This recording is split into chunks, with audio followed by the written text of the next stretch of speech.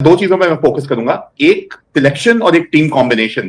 ठीक है, आपने ये सवाल पूछा कि ऑस्ट्रेलिया और south Africa were they outliers? They were outliers, but they were based on conditions. Who performed in Australia? Haris Rauf. Haris Rauf is an excellent bowler in Sina conditions. He proved that in New Zealand as well, right? Did you need an extra spinner there? No, you didn't. Did you need a fifth bowler there? Time Ayub fulfilled the requirements of the fifth bowler. We were managing because there was a fifth bowler, Time Ayub, there was a sixth bowler, Salman Agha. अब issue ये हुआ, time went out of the picture. आपकी team से completely aggression top order का चला गया और basically आपका सिक्स्थ बॉलर चला गया। आपने इफेक्टिवली रिप्लेस किस चीज से किया? Faheem Ashraf, you can't select him in subcontinent conditions. The guy bowls 120 kph half volleys essentially. You replaced him with Khushdil Shah. Khushdil Shah is neither a batsman, neither a bowler, with all due respect.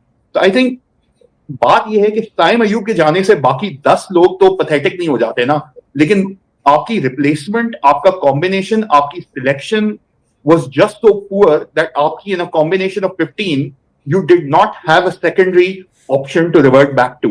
And that's exactly what has cost you in the Champions Trophy. And then even in the New Zealand series, the first ODI, you played with 5 bowlers. Irfan Khan bowled 6 overs.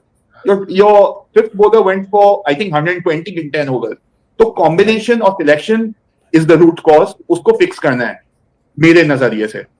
लेकिन ये तो बड़ी अजीब सी बात है ना कि साइम अयूब जो कि 1 साल पहले तक हम सारे लोग उसके मजाक उड़ा रहे थे और उसके मीम्स बन रहे थे नो लुक पे और ये और वो, अब हम ये कह रहे हैं कि साइम अयूब नहीं था इसलिए हमारी टीम इतना खराब परफॉर्म करती।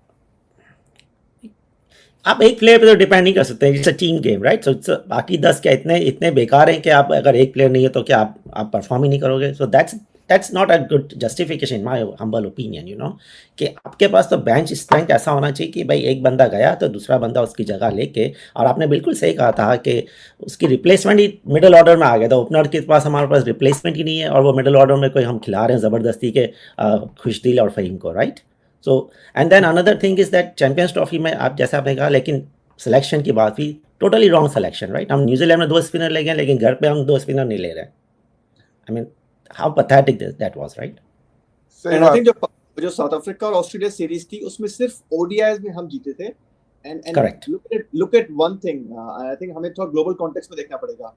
ओडीआई वर्ल्ड कप के बाद किसी भी इंटरनेशनल टीम ने ज्यादा ओडीआईज नहीं खेले थे, क्योंकि they were all gearing up for the Champions Trophy। ठीक है, Champions Trophy was the first big thing, and ODIs have started becoming like one of the fewer matches, किसी का फोकस उस पर होता नहीं ज्यादा।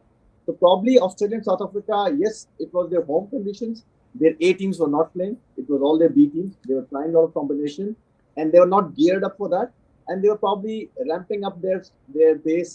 और उन्होंने काफी अपने I think कोशिश की थी कि सब continent conditions के हिसाब से अपने pitches या अपने players को ready करें कि how to prepare for Champions Trophy. Probably that was a weakness, and somehow we managed to win them.